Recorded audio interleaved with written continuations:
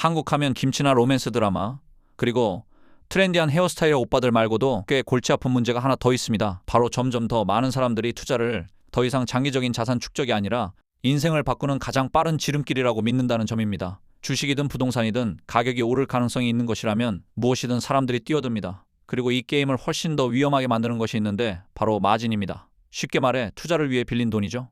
그 결과는 2026년 초부터 뚜렷하게 드러나기 시작했습니다. 단 며칠 사이에 한국 코스피 지수가 폭락했는데 그 낙폭이 18%가 넘었습니다. 수백조 원 규모의 시가총액이 순식간에 증발했습니다. 이는 최근 수년 사이 가장 강력한 하락 중 하나였습니다. 그런데 주목할 점은 정말 많은 투자자들이 매우 높은 수준의 마진을 쓰고 있었다는 겁니다. 그 정도가 얼마나 심했냐면 일부 증권사들이 신용대출을 한도 초과로 잠시 중단해야 할 정도였습니다. 그런데 왜 이런 일이 신흥시장도 아닌 곳에서 일어난 걸까요? 아시아를 대표하는 경제 대국이자 적지 않은 금융위기를 겪어왔고 경쟁심과 근면함으로 유명한 투자자 세대를 보유한 나라에서 말이죠. 왜 그렇게 많은 사람들이 기꺼이 돈을 빌려 시장에 베팅하려 하고 왜 마진 거래가 이렇게까지 대중화됐을까요? 오늘 영상에서 함께 알아보겠습니다. 저는 매온양입니다. 이것이 바로 한국의 마진 열풍에 관한 이야기입니다. 먼저 마진, 즉 신용거래가 정확히 무엇인지부터 알아볼까요? 다시 말해 마진, 즉 증거금 거래는 간단히 말하면 증권사에서 돈을 빌려서 주식을 더 사는 것입니다. 예를 들어 여러분에게 1억 원이 있다고 해보죠. 그러면 증권사가 1억 원을 추가로 빌려줍니다. 즉 1억 원어치 주식을 사는 대신 2억 원어치를 살 수 있게 되는 거죠. 만약 주가가 10% 오르면 약 2천만 원의 수익을 얻게 됩니다. 원래대로라면 1천만 원이었을 텐데 말이죠. 여기까지는 참 좋아 보이죠. 그런데 문제는 돈을 빌린다고 해서 시장이 항상 오르는 건 아니라는 겁니다. 만약 주가가 10% 떨어지면 손실도 마찬가지로 2배가 되는데 빌린 돈은 그대로 갚아야 하고 이자도 꼬박꼬박 내야 합니다. 본질적으로 이건 마치 경주용 엔진을 여러분의 투자 포트폴리오에 다는 것과 같습니다. 방향만 맞으면 정말 짜릿하죠. 하지만 한 번만 급커브를 돌면 튕겨나가서 트랙 밖으로 완전히 벗어날 수도 있습니다. 그리고 가장 위험한 건 바로 마진콜입니다. 추가 증거금 요청이라고도 하죠. 계좌 내 자산이 안전선 아래로 떨어지면 증권사는 추가로 돈을 넣으라고 요구합니다. 그리고 제때 채우지 못하면 증권사는 주식을 강제로 팔아서 빌려준 돈을 회수할 권리가 있습니다. 그때 주가가 좋든 나쁘든 상관없이 말이죠. 그리고 문제는 보통 여기서 시작됩니다. 시장이 급락할 때는 수만 명이 동시에 마진콜을 받을 수 있고 다들 한꺼번에 팔면 가격은 더 가파르게 떨어집니다. 그리고 가격이 떨어질수록 더 많은 사람들이 마진콜을 받게 되고 또 다른 투매가 이어집니다. 마치 계단에 줄지어 서 있는 사람들처럼 한 명만 넘어져도 뒤에 있는 많은 사람들이 도미노처럼 함께 넘어지는 셈이죠. 그리고 이것이 바로 올해 한국에서 실제로 벌어진 일입니다. 이번 폭락은 한 세대 전체가 투자와 재산 형성을 바라보는 방식에서부터 시작됐습니다. 한국은 현재 가계부채 비율이 세계에서 가장 높은 나라 중 하나입니다. 지난 25년간 부채 규모는 계속 늘어났고 지금은 거의 국가 GDP에 맞먹는 수준입니다. 2025년 말 기준 한국의 가계 신용대출 총액은 2천조 원에 육박했는데 정말 어마어마한 숫자입니다. 그리고 주목할 점은 이 부채의 상당 부분이 주택과 관련되어 있다는 겁니다. 한국에는 꽤 독특한 임대 방식이 있는데 바로 전세라는 제도입니다. 매달 월세를 내는 대신 세입자가 집주인에게 아주 큰 보증금을 한 번에 맡기는 방식이죠. 많은 경우 집값의 절반에 달하기도 합니다. 그 대가로 몇 년간 거주할 수 있고 매달 월세를 낼 필요가 없습니다. 합리적으로 들리죠? 그런데 한 가지 문제가 있습니다. 바로 처음에 들어가는 목돈이 너무 크다는 겁니다. 집을 구하려면 미리 큰 목돈을 마련해 둬야 합니다. 금리가 낮았던 시절에는 이것도 꽤 괜찮은 방식이었습니다. 별 문제가 없었죠. 돈이 쌌으니 집주인은 보증금을 굴려 투자할 수 있었고 세입자는 매달 월세를 낼 필요가 없었습니다. 다들 만족스러웠지만 금리가 오르기 시작하자 많은 집주인들이 어려움을 겪기 시작했습니다. 바로 계약이 끝났을 때 보증금을 돌려주는 일에서였죠. 그리고 그 압박을 가장 먼저 떠안는 건 대개 세입자입니다. 그리고 여러분이 젊은 세대라면 상황은 훨씬 더 힘들어집니다. 청년 고용률이 다른 선진국들에 비해 눈에 띄게 낮은 데다 많은 이들이 단기 계약직으로 혹은 아르바이트나 불안정한 일자리에서 일하고 있기 때문입니다. 그래서 이들의 소득은 아주 천천히 늘어나는 반면 생활비와 자산 가격은 계속해서 오르고 있습니다. 그리고 이것이 한국 청년들 사이에서 꽤 흔한 감정을 만들어냈습니다. 아무리 열심히 공부하고 열심히 일해도 삶은 점점 더 부모 세대가 이뤘던 것들에서 멀어진다는 감정 말이죠. 집을 사는 건 점점 더 어려워지고 자산을 모으는 것도 점점 더 힘들어집니다. 그리고 그 격차는 시간이 갈수록 점점 더 벌어집니다. 이런 상황에서 금융시장은 무척 매력적으로 보입니다. 빨리 부자가 되고 싶은 마음도 있지만 그보다는 다른 선택지가 별로 없다고 느끼는 사람들이 많기 때문입니다. 월급이 자산 가격보다 느리게 오른다면 그저 열심히 일하는 것만으로는 충분하지 않고 다른 길을 찾아야만 합니다. 그리고 주식은 일종의 지름길처럼 보이기 시작했습니다. 그리고 마진은 그 지름길을 더 빨리 달릴 수 있는 오토바이를 쥐어주는 것과 같습니다. 하지만 속도가 빠른 만큼 위험도 큽니다. 그리고 한국 젊은 세대는 꽤 흥미로운 방식으로 이런 감정을 표현합니다. 바로 자신만 뒤처지고 있다는 감정 말이죠. 주변의 모든 것이 속도를 내고 있습니다. 집값도 자산 가격도. 이미 자산을 가진 사람들은 점점 더 부유해지는 반면 자신은 여전히 제자리에 머물러 있다는 겁니다. 그리고 이런 감정이 한 세대 전체로 퍼져나가면 그것은 사람들이 재정적 결정을 내리는 방식에 영향을 미치기 시작합니다. 어떤 이들은 투자책 몇 권을 읽고 뛰어들고, 또 어떤 이들은 시간에 쫓기고 있다는 느낌 때문에 뛰어듭니다. 집값에 쫓기고 생활비에 쫓기면서 말이죠. 그리고 더 빨리 뛰지 않으면 그 격차는 점점 더 커질 뿐입니다. 하지만 이건 이야기의 절반에 불과합니다. 나머지 절반은 한국 주식시장의 구조에 있습니다. 한국 증시에는 꽤 독특한 특징이 하나 있습니다. 바로 개인 투자자 비중이 매우 크다는 점입니다. 많은 선진 시장에서는 일일 거래의 대부분이 펀드나 은행, 대형 금융기관 같은 곳에서 나옵니다. 물론 개인 투자자도 있지만 시장의 단기 흐름을 결정짓는 주체는 아닙니다. 반면 한국에서는 수년간 개인 투자자가 늘 시장 유동성의 대부분을 차지해왔습니다. 2010년에는 거래량의 약 3분의 1을 차지했었고 2026년 현재도 이 수치는 여전히 60% 안팎을 오르내립니다. 즉 시장에서 나오는 매매 주문 10건 중 6건이 개인 투자자에게서 나온다는 뜻입니다. 이는 매우 높은 비율이고 여기엔 한 가지 결과가 따라옵니다. 바로 개인 투자자들이 흥분하면 돈이 시장으로 아주 세차게 몰려들고 반대로 이들이 패닉에 빠지면 매도세도 비슷한 속도로 나타난다는 겁니다. 그래서 시장이 군중 심리에 훨씬 더 민감하게 반응합니다. 한국인들은 이 투자자 그룹을 가리키는 별명까지 갖고 있는데 바로 개미입니다. 말 그대로 개미떼라는 뜻이죠. 듣기엔 작고 하찮은 개미 같지만 100만 마리의 개미가 한 방향으로 함께 몰려가면 그것만으로도 상당히 큰 힘을 만들어낼 수 있습니다. 특히 그중 상당수가 마진, 즉 레버리지를 짊어지고 있을 때는 더더욱 그렇습니다. 한국의 투자 행동에 관한 연구들을 보면 개인 투자자들이 아주 익숙한 실수들을 자주 저지른다는 걸 알 수 있습니다. 군중에 쉽게 휩쓸리고 남들이 사면 자기도 FOMO를 느끼고 주가가 급등하는 걸 보면 또 FOMO를 느낍니다.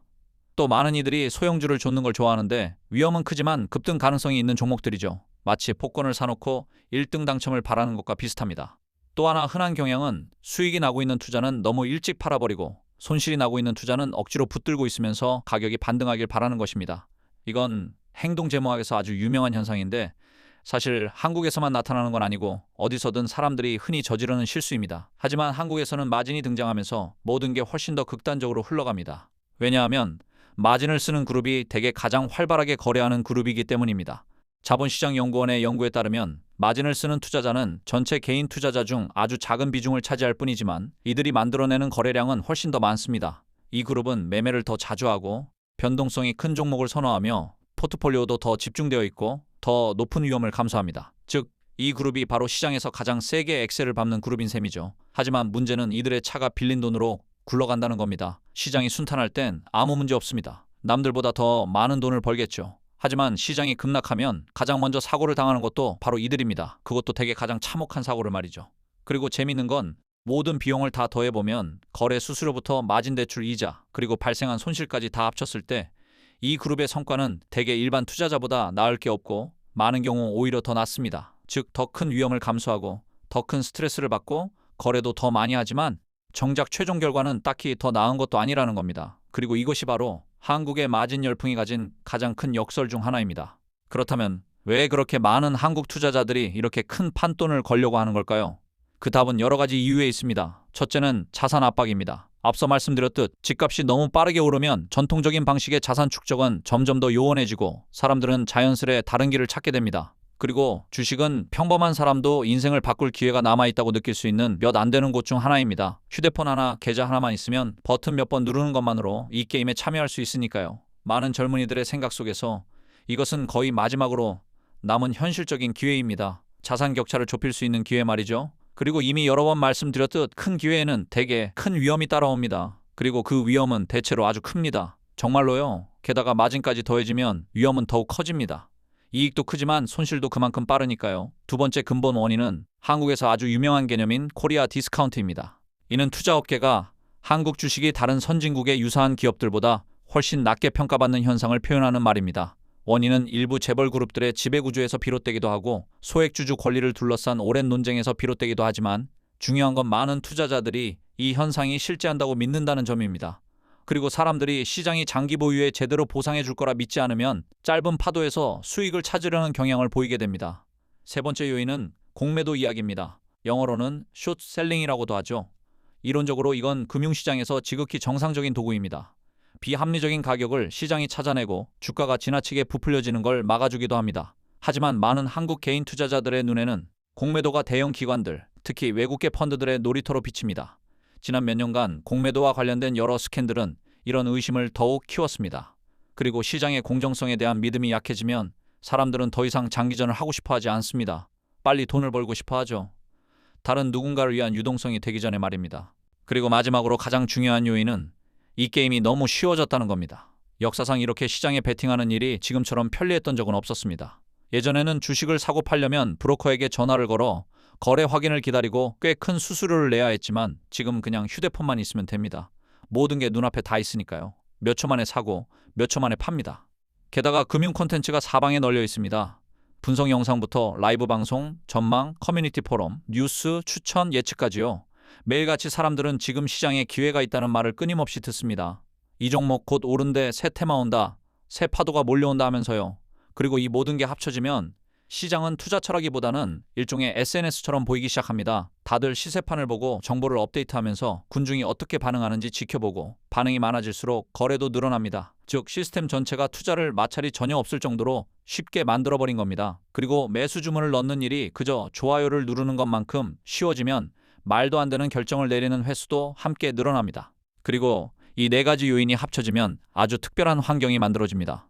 한쪽엔 빨리 돈을 벌어야 한다는 압박이 있고 다른 한쪽엔 게임의 룰이 완전히 공정하지는 않다는 느낌이 있으며 그 사이에는 이른바 판을 뒤집어 줄 수 있는 온갖 금융상품들이 놓여 있습니다. 그리고 이 세 가지가 한꺼번에 나타나면 시장은 반드시 그 투자 수요에 맞춘 상품들을 만들어내기 마련입니다. 아주 전형적인 예가 바로 2023년 CFD 스캔들입니다. CFD는 Contract for Difference의 약자로 우리말로는 차액 결제 거래라고 합니다. 간단히 말하면 이 상품은 자산 가격이 오를지 내릴지에 베팅할 수 있게 해주는 도구입니다.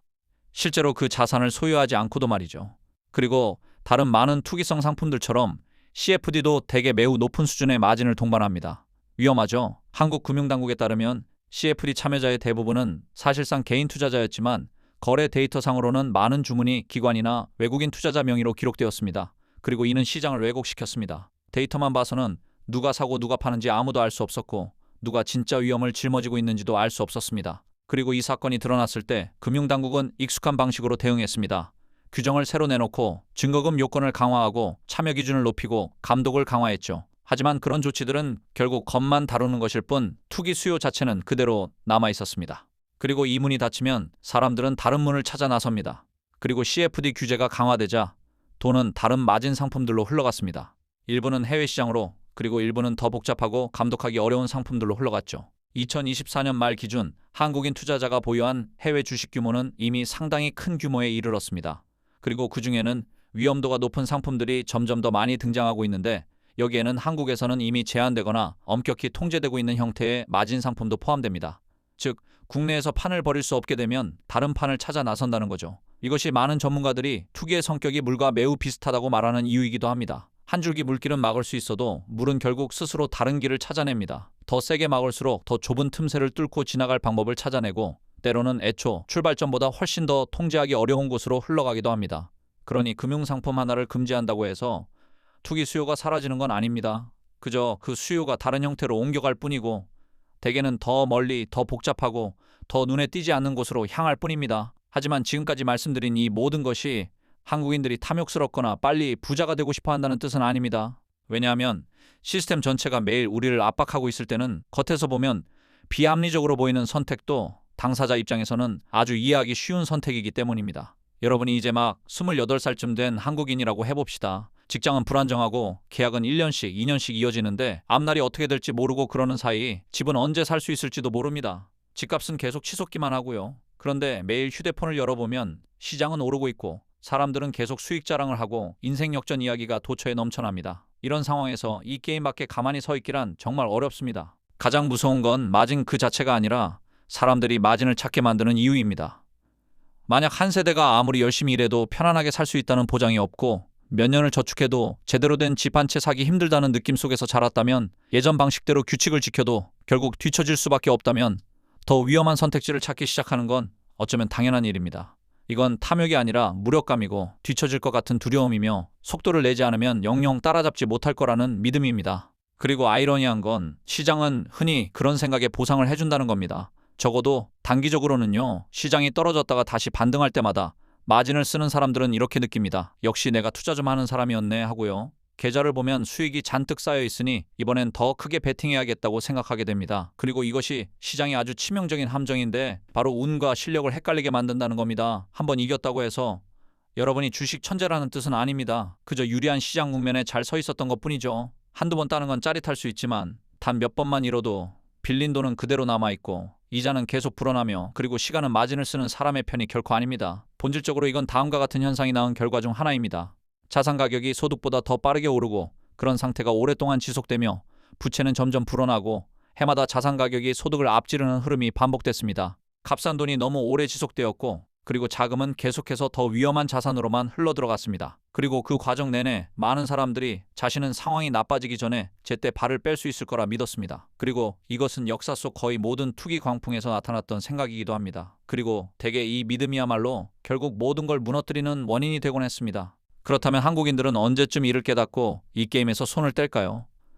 사실 한국인들도 알고 있다고 생각은 합니다. 하지만 정확한 답은 아직 아무도 모릅니다. 2026년에 접어들면서 한국 시장은 여전히 매우 격렬하게 흔들리고 있습니다. 한쪽에서는 외국인 투자자들이 계속 자금을 빼고 있고, 다른 한쪽에서는 개인 투자자들이 여전히 꿋꿋하게 매수를 이어가고 있습니다. 투자 관점은 사람마다 다 다릅니다. 많은 이들은 지금이 저가 매수 기회이고 미래는 아직 창창하다고 믿습니다. 심지어 어떤 이들은 계속해서 돈을 빌려 투자하며 다음 반등이 곧 찾아올 거라 믿고 있습니다. 그리고 어쩌면 이번엔 자기가 맞을지 누가 알겠냐면서요. 물론 낙관적인 시나리오도 얼마든지 일어날 수 있습니다. 한국은 여전히 세계적인 선두 기업들을 보유하고 있고, 반도체 산업도 AI도 건재하며 여전히 강력한 성장 동력을 갖고 있으니까요. 장기적으로 봤을 때 모든 게 순조롭게 흘러간다면 시장은 조정 국면을 지나 다시 상승세를 이어갈 수도 있습니다. 하지만 기회가 있는 곳엔 항상 위험도 있습니다. 마진 수준은 지금 매우 높고 가계부채는 여전히 세계 최고 수준이며, 반면 실물 경제는 많은 이들의 기대보다 더디게 회복되고 있습니다. 그리고 이미 마진으로 가득 찬 시스템에서는 작은 충격 하나에도 훨씬 더 민감하게 반응하게 됩니다. 글로벌 금리 충격일 수도 있고, 지정학적 충격일 수도 있고, 반도체 업계의 예기치 못한 변동일 수도 있고, 아니면 그저 시장 심리가 바뀌는 것일 수도 있습니다. 어쩌면 앞으로 몇 년간 가장 눈여겨봐야 할 점은 한국의 젊은 세대가 점점 더 큰 도박을 하지 않고도 자산을 일굴 수 있는 방법을 찾아낼 수 있을지 여부일 겁니다.